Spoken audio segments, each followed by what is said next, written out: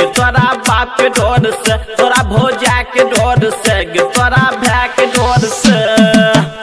तोरा लैक भाग जेबो हेग तोरा घर से, तोरा लैक भाग जेबो हेग तोरा घर से, तोरा बाप के डोर से, तोरा माँ के डोर से, तोरा भौजा के डोर से।